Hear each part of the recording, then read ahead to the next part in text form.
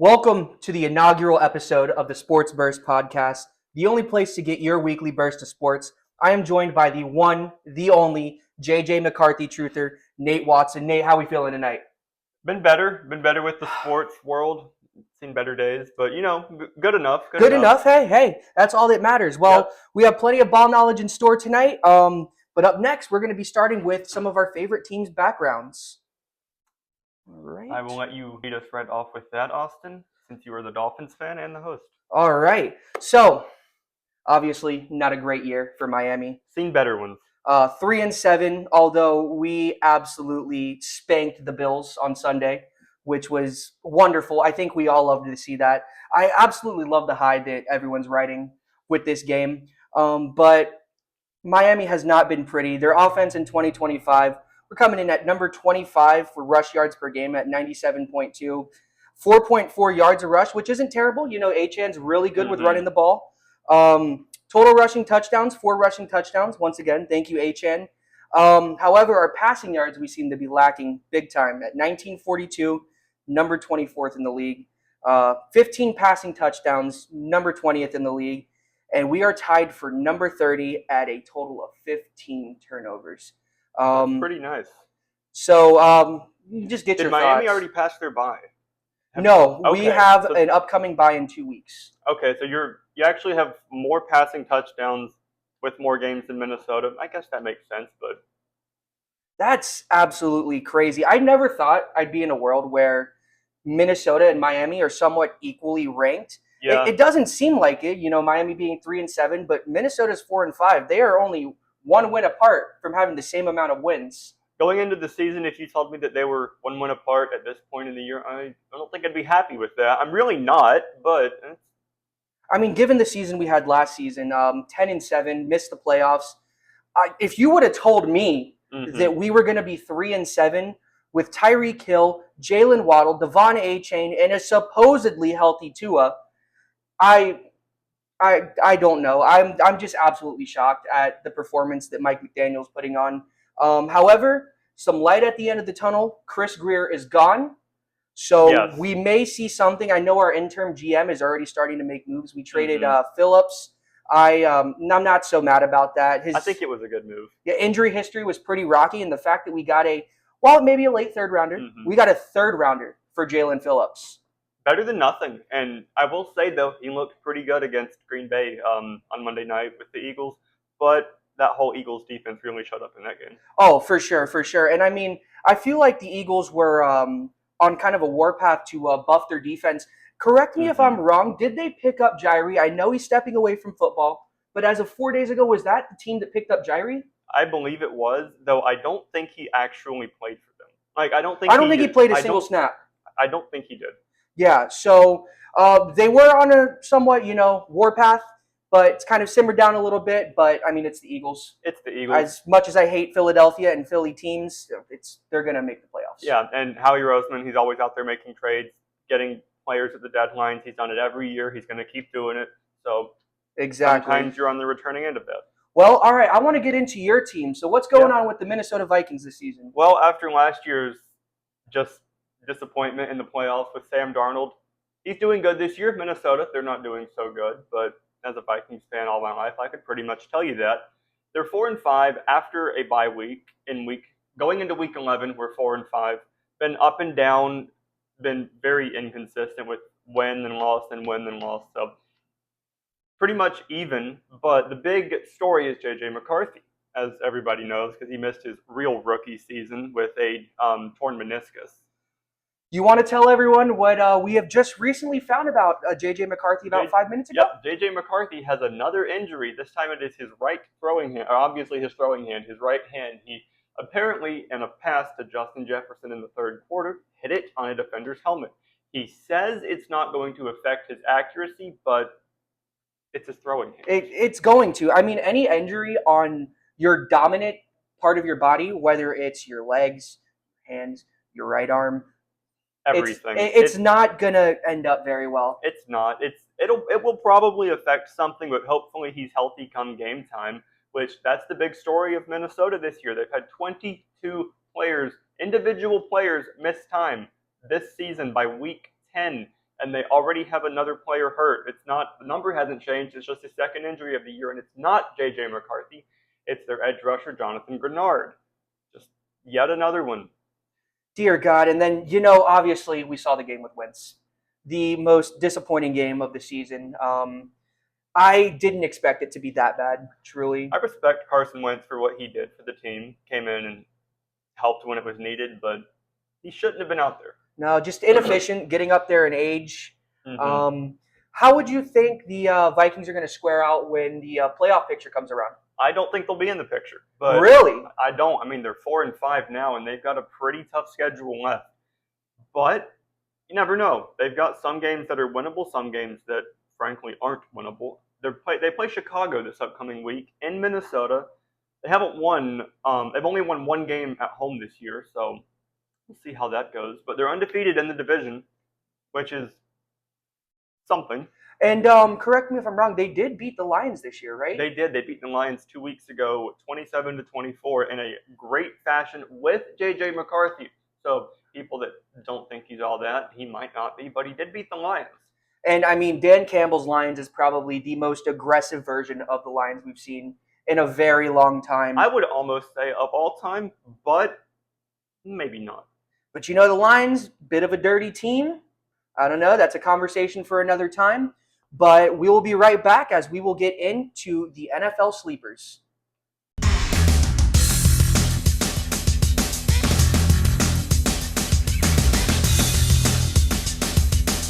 All right, we are back. Some NFL sleepers. Yep. We love a good sleeper. Now, I'll go ahead and lead off with the first one. Granted, we started, discussing a podcast, the idea of one 2 weeks ago. And 2 weeks ago, if you asked me if the Jacksonville Jaguars were a sleeper, I would have said yes, but I would have agreed at the time, and to an extent, I would still agree now, but they're a little bit too injured, and Trevor Lawrence has been pretty disappointing, frankly. So do they really still count as a sleeper, or are they just bad, just straight up bad in the water at this point? Did they end up losing to the Raiders? I know it was a pretty close game. I'm not sure about the Raiders, but they played the Texans this last week. Oh my gosh! Lost in a last-second turnover. It was technically, it didn't matter, but it did happen. How about that Davis Mills game-clinching rushing touchdown? How about a big man touchdown to end it all? Gosh, that peak football. It was kind of sad. I'm a Trevor Lawrence fan, if you could say that. I always wanted to see him do good, and he's been rather disappointing in his tenure in Jacksonville, but he's had multiple head coaches and never been super consistent with his team, so it's kind of hard to fault him too much. But with losing Brian Thomas Jr. and Travis Hunter currently, it's kind of hard. Though Parker Washington has stepped up really well as a wide receiver one, I guess. 1,000%. And I mean, credit where credit is due. ETN's been somewhat solid. He has been. Somewhat solid. I love what Liam Cohen is doing, Oh, yeah. That Duval. I've loved it since the beginning. I feel like the Jags are going to be something. But as of right now, their offense and defense are looking a little bit shaky. Their offense coming in at number 18, 22 points a game, which at the end of the day, it's not how many points you score. In the NFL, 1 point is all that matters. Exactly. That makes the difference. They don't look at how much you've lost by. They just look at that win-loss column. 324 yards a game. That's all combined yards, which sounds great on paper.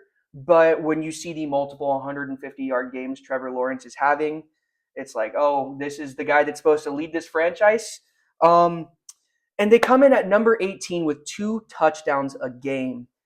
The Jacksonville Jaguars are supposed to be an offensive unit, in my opinion.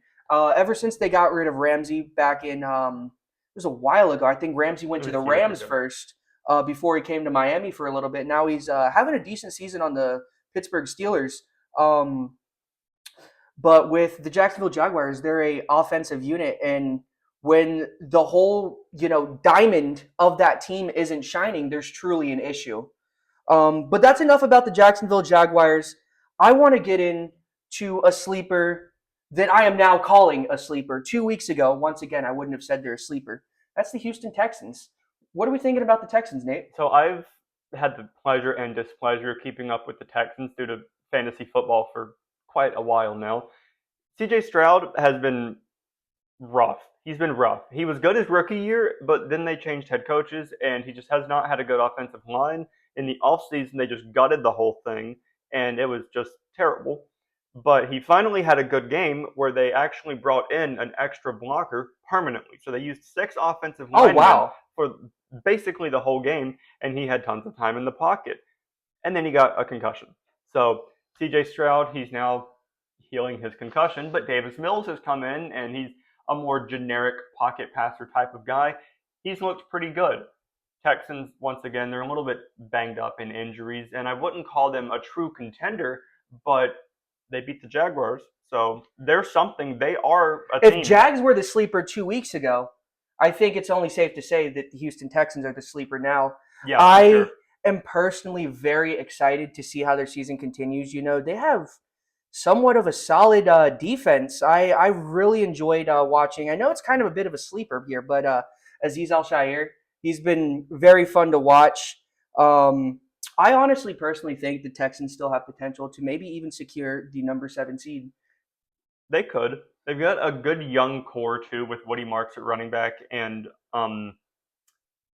what's his name? Derek Stingley Jr. Of course, everyone knows who that is. He's a great cornerback. He was drafted high, good pedigree, and he's shown up to be quite good. They are missing Tank Dell still with the terrible knee injury he had at the end of last year. So Oh yeah, hopefully that he was a comes rough one back. to watch. That was a bad one. My fantasy king, Tank Dell. Please come back. They need you. But enough about the Texans. Let's talk about a bit of a weird one. Me and you have been discussing this for a few weeks. How in the hell are the Panthers 5-5 right now? It just doesn't make sense. It I don't follow that team. I'm not going to act like I do, and it feels like they have maybe 3 wins, but they have maybe. 5. They beat the Packers. They beat Green Bay, I believe, in Green Bay. So And Green Bay, as much as I know you hate to admit it as a Vikings fan, it's pretty somewhat solid. they have a really good defense. Their offense, that's a different I'll story. be the first one to say that Jordan Love is overrated. He is overrated, and I'm biased, so you don't have to take what I say at face value. But I think he is quite overrated. And their strategy of having just a bunch of wide receiver twos, it doesn't work. Tucker Kraft getting hurt, that hurt them. But he played during the Panthers game. That's what's important. Yeah, with Jordan Love specifically, you're not going to win Super Bowls You're scoring not. only 14 points Mm-mm. a game.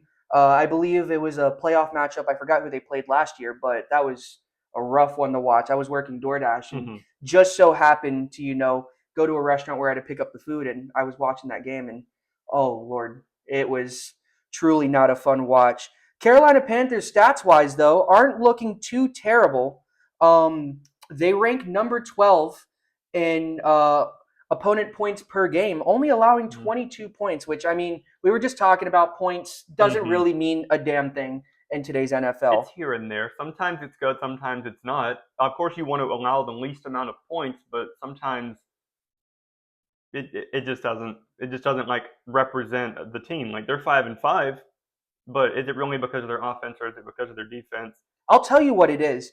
It just might be the fact that they can get it done in crunch time. They rank number 9 in the league right now. 68% fourth down conversion rate. That is pretty good. And I mean, big fourth downs win games. Oh yeah. We know this. Their third down conversion rate, however, is looking a little sloppy, coming in at number 22, 37%. Bryce Young, still super young. Is Bryce Young perhaps the guy for the Panthers? Um, I think it's too early to say because I don't like giving up on young quarterbacks too easily. But Bryce Young, he hasn't exactly shown the first overall pick potential. I mean, the potential is there, the athleticism is there, but it has not come together. They have a great rushing attack with Rico Dowdle, who nobody really expected would be doing this, but he's quite He's good. doing something. He's really stepped up after Chuba Hubbard went down briefly, and now he's all but taken his job. So And I mean, in the wide receiver department, they don't really have much to work with, do they? they had Ted McMillan, who they took, I believe, 7th overall, somewhere high in the most recent draft, and he's a rookie. He's been good, but he's got Bryce Young throwing the ball to him. But it wasn't much better with Andy Dalton, so Oh yeah, maybe the it's a coaching issue. It just might be, but geez, the Carolina Panthers coaching carousel has been a rough one. It's been something different every year, it seems. Speaking of coaches, I know it's a little bit off topic, but I wanted to get your thoughts on the Brian Daboll firing down in New York. I think he's a good head coach. I use that lightly. I think he's a good offensive mind, but when he was clamoring to bring Jackson Dart back out after his second concussion of the year, and doing a similar thing when their running back Cam Scadaboo went down Oh my and was in gosh. the tent and had the head coach trying to basically get him to come back out. You can't have that as a head No, coach. no, that just So looks awful. in that regard, I think it was right to fire him. I still think he's a good offensive mind, and I do think it is a terrible decision to fire your head coach and not fire the GM. But I do hey, not agree with that. we're getting Jameis starting. I mean, name me one NFL fan who does not love them some Jameis Winston. I couldn't. We are going to have the best pregame speech, the best halftime speech, and perhaps if he walks out with a W, the best postgame speech. I can only hope. ESPN, if you are watching this, if you're not signing me or Nate Watson, please sign Jameis Winston, for the love of God. But the last thing we're going to get into for our team sleepers, it's a bit of a weird one, a bit of a rock and a hard place for you. You're having to watch Rodgers, somewhat maybe tear it up in Pittsburgh. What's going on with that? Well, it's the Steelers and it's Mike Tomlin, so they're always going to be somewhat consistent. So I almost struggle to call them a sleeper because you don't want to sleep on the Steelers, but I thought Aaron Rodgers was done after the Achilles injury. And then the season with the Jets after the Achilles injury, Horrible season. It was basically a wasted season. It was a wasted season. He's looked good this year. That's truly, number 16 in points per game. In red zone scoring opportunities, they rank number 8, scoring on the red zone 65% of the time. And I never really considered Rodgers a red zone threat. I considered him a deep threat quarterback. I've never seen, Rodgers perform that well in the end zone. To be fair, I don't pay attention to much Aaron Rodgers. Aaron Rodgers as long as Aaron Rodgers is on a football field, he's going to be a threat. And he's showing that despite his age, whatever it may be, he's still Aaron Rodgers. Unfortunately. And then, their defense kind of, picking up some slack for them. Opponents' yards per play, they're only giving up 5 yards a play, which, is the standard. Yeah.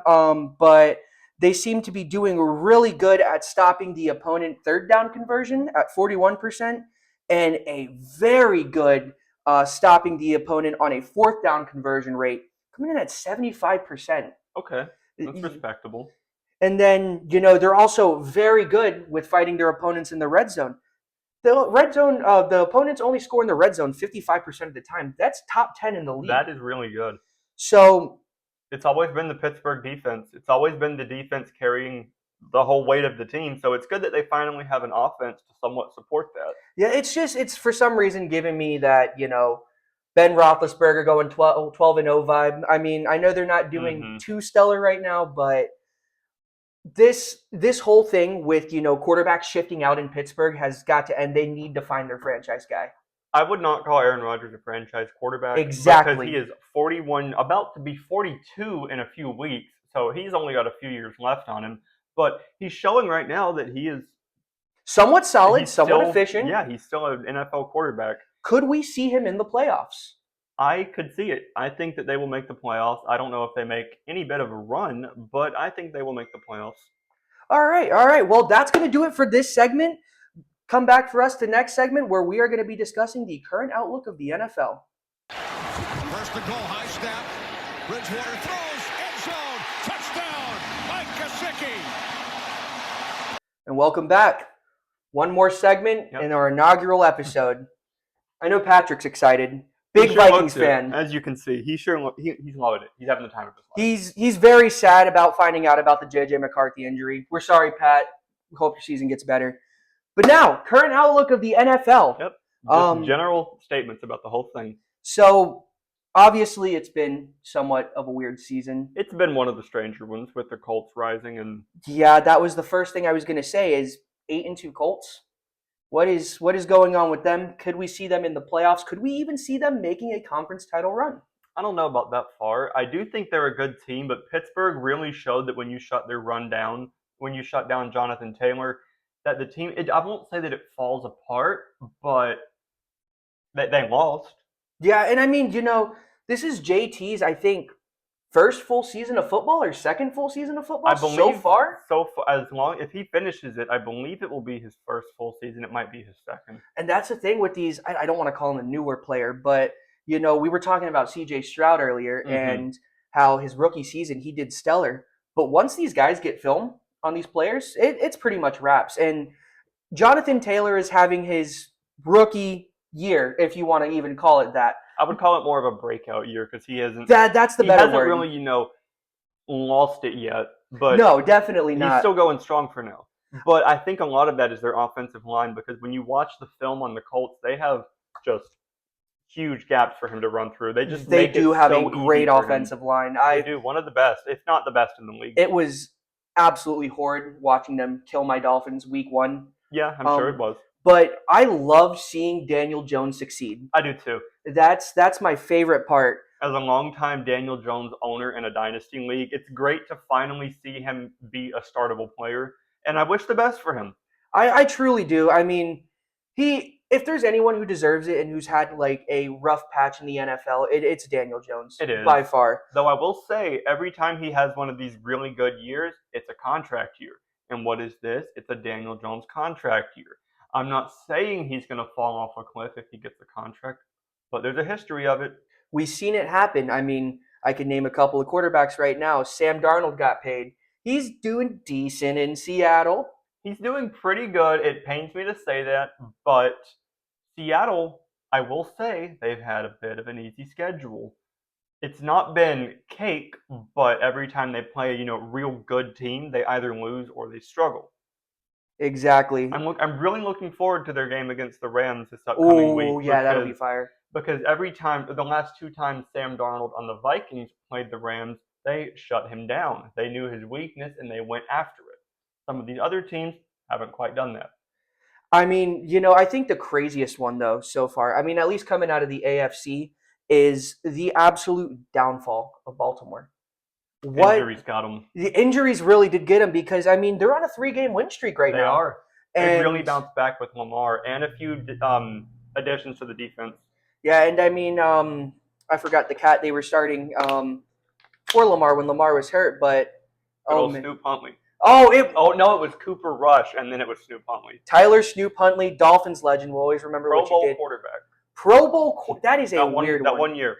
Does the Pro Bowl even matter at this point, though? Well, I say the accolade of Pro Bowl player does not matter because he was not the first choice. He was not the second choice. It was many guys who made the playoffs deciding, I'm not participating in this, that bumped him into the playoffs. He didn't even play a full year that year. Yeah, the Pro Bowl hasn't meant nothing. Maybe since the 2005 Sean Taylor, big hit. I've never sat there and been like, oh, the Pro Bowl's on? Let's go. Maybe they were in Orlando. We ought to visit it. Let us know. I've thought about it the last few years, and I haven't. Just point blank, I haven't. Exactly. I wouldn't pay to go to that. Exactly. I mean, they don't play their hardest in the Pro Bowl, first of all. They play flag football now, literal flag football. Exactly. And, I mean, it's probably a hot take, maybe not. Pro Bowl is just a big liability nowadays. It is. When you have, guys that are getting paid hundreds of millions of dollars, imagine your star running back, absolutely nukes his Achilles. And I believe that happened. I believe it was. Oh, I'm sure. I believe a Patriots rookie running back made the Pro Bowl and tore his ACL so bad that it ended his career on a beach football thing. That may have not been the Pro Bowl, but that did happen. Oh, so man, that is absolutely That's why sad. those guys just don't want to participate. And honestly, when you're making that kind of money and your body is the moneymaker, I can't blame them. No, not at all. And these guys literally treat their bodies like temples, Especially Tom Brady. Tom Brady, one of the most how do I even say it? He's just been in the NFL for a long time, man. Well, not anymore. Got him. Yeah, that longevity got him. Shout out to my main segment, Blunder on Hitting the Field. Go check that out. I did want to talk about the Bills. Mm-hmm. What is going on with the Bills? 6-3, just got spanked by my Dolphins, 30-13. Devon Achane, 22 carries, 178 yards and 2 touchdowns. Tua threw a pick on his first drive, and we still ended up spanking him back to New York. My question for you is, are they true contenders this season? I believe the team with Josh Allen at quarterback will always, to an extent, be a contender. Of course. However, the thing with the Bills this year, they have 3 losses, and those all comes to the Patriots, the Falcons, and the Dolphins. But the teams that they have been beating, aside from the Ravens in Week 1, who they beat by 1 point, have been the Jets, the Dolphins again, the Saints, and the Panthers, and the Chiefs.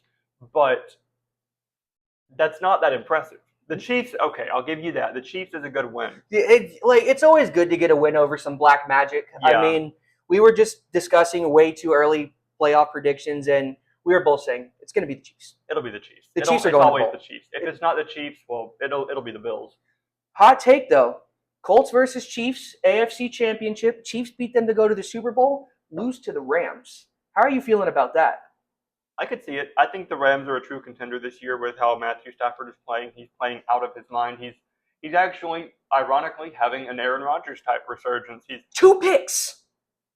2 for the picks season. for the season. That's incredible. I think, and he's thrown way over 15 touchdowns already too for the season. Most likely. And I mean, you know, with a guy like Matthew Stafford, when you're truly having a GOAT conversation about who the next GOAT's going to be, I feel like with Patrick Mahomes, you know, he had a lot of success early on in his career.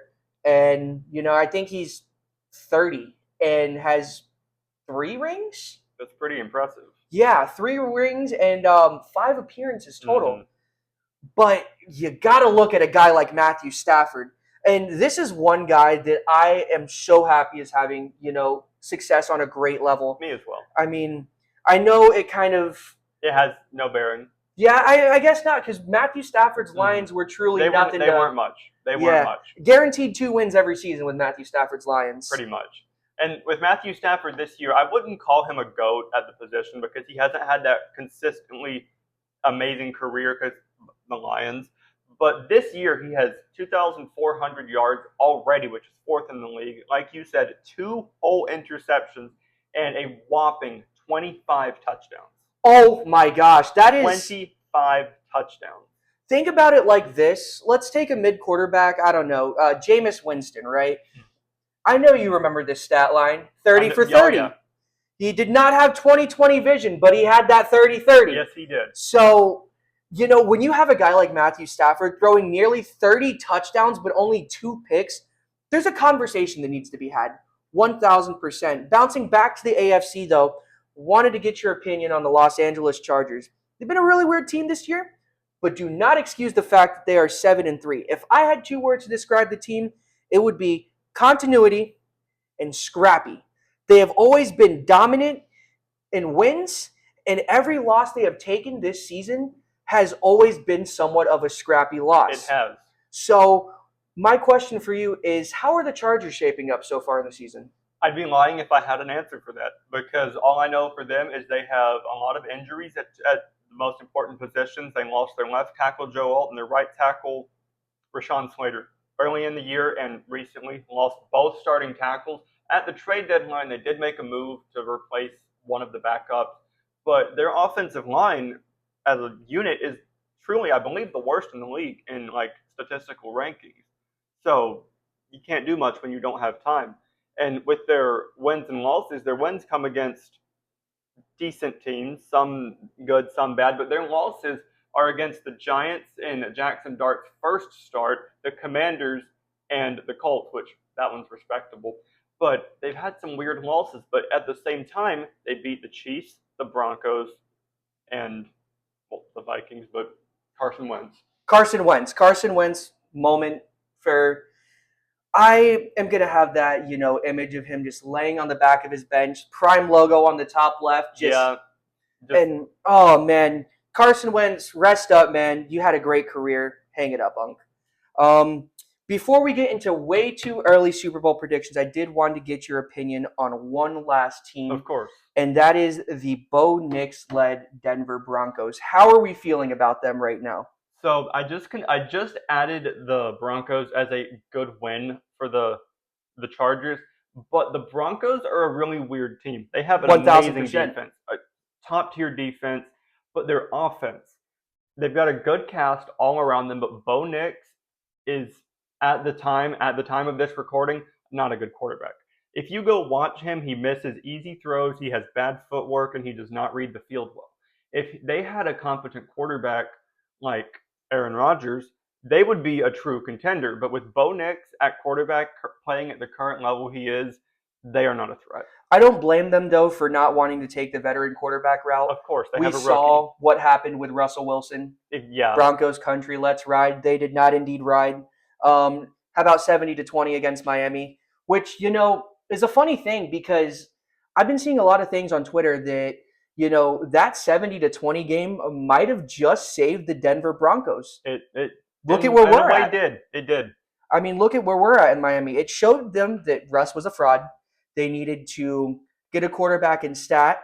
Bo Nix may not be the guy, but he is sufficient for now. He is, and they are on a 7-game win streak. Dear God, is it that big? Yep, it is a 7-game win streak. They've won against the Bengals, Eagles, Jets, Giants, Cowboys, Texans, Raiders, and Week 1 against the Titans. And I mean, think about it like this. Their path to the playoffs is somewhat clearer than most other teams. They only need crystal clear. What is it? A win over Washington, Green Bay, and the Chargers? And the Raiders. And the Raiders? Come on, that should be free. Give me the 3 seed. Like, just straight up, come back to this video. Give me the 3 seed for Denver Broncos and watch them have the most craziest Linsanity run in the playoffs. They really could, but I think that their biggest challenge is going to be this week against the Chiefs. They play at home in Denver against the Chiefs, and that'll be a big showing for whether they're a contender or a pretender. They've shown up in their big games against the Eagles, and I want to say the Cowboys, but the Cowboys don't have the greatest defense. But this will be a good week to see if the Broncos are doing good. 1000%. So right now we're going to be putting a potential fraud watch on the Denver Broncos. But one more shout out before we move on. RJ Harvey, man. I gotta love Come it. on. You gotta love it. As UCF Knights herself, we absolutely love seeing our hometown hero just absolutely light it up in the NFL. But that's going to do it for the Forgot This segment. But we're going to be moving on to potential Super Bowl matchups. I'm thinking Chiefs-Rams. I think we both agree on that. Yeah, Chiefs-Rams. it's kind of a throwaway, but not throwaway, but it's an easy pick. I mean, come on, it's the Chiefs, it's the Rams. Both teams the Rams look great. The Chiefs are the Chiefs. The Chiefs are the Chiefs. We could sit here, we could cite statistics all day long. We can say, well, this team is doing better than this team. And, this quarterback, he's number such and such, But at the end of the day, you cannot deny Mahomes and the black magic that the Chiefs have. That Taylor Swift magic. Although Kelsey isn't having the best year. He's not, but they got, what's his name, Rice back. Mm-hmm. They have... who's that cat in the running back in the backfield? Pacheco, absolute beast. I really think, Chiefs, Rams, that's going to be our potential matchup. It probably will be. I could see the Seahawks going the distance, but I don't trust Sam Darnold in the big games. Yeah, I'm a Vikings fan, but that means I've watched every snap of him in the big games last year. And when the lights are too bright, fell apart. And when the lights are too bright, the lights are just too bright. And unfortunately, Sam Darnold, I don't even know if I should say it. I feel really indifferent because I believed in Sam Darnold since the whole I'm Seeing Ghosts clip came out. I've wanted him to succeed so bad.